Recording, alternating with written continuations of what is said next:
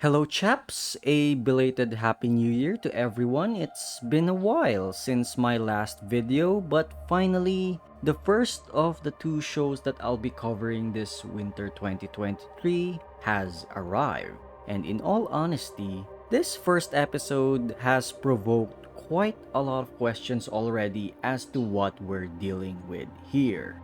So the first thing that comes to mind here is why there are people here in the canopy, which seems to be at the edge of the ozone layer if we are describing it in relation to our own planet Earth. And quite frankly, we didn't get much info as to why Kaina and his village live here. What is certain is that there used to be multiple villages scattered across the canopy, probably found in other orbital spiral trees. And if Kaina's elders are to be believed, those villages have long perished, likely due to starvation and thirst, and such revelation was only found out due to what the elders dubbed as the last billboard reader, who, in simple terms, are wanderers who can read written text. Because as it turns out, the canopy people, at the very least, don't seem to care about literacy in their day-to-day.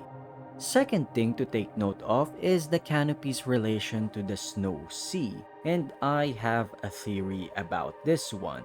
So, Kaina here noticed that the orbital spiral trees can move, but he does not know how and why it moves. But based on what we saw when we were following Ririha's group down below, the snow sea is actually a layer of snow and a deep layer of water.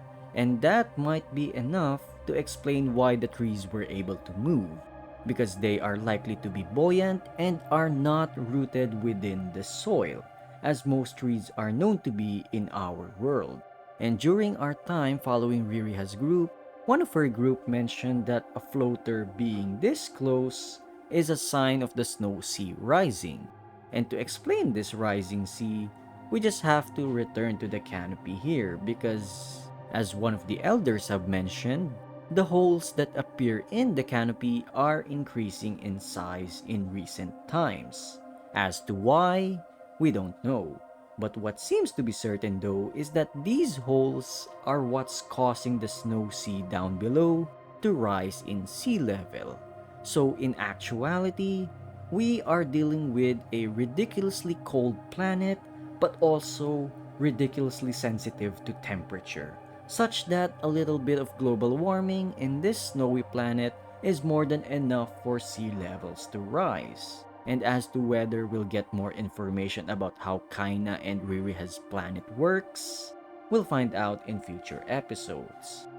And one more thing before I end this review, let's talk a bit about the story itself, because so far, the Volgans, who currently are the antagonists of the show, are pursuing Ririha's group because the Volgans seem to have the Atlanders on their knees.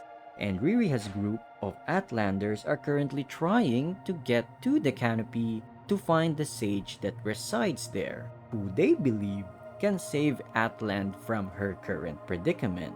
But after everything that has happened today, it doesn't seem like Riri is going to find this mythical sage that they're desperately trying to find.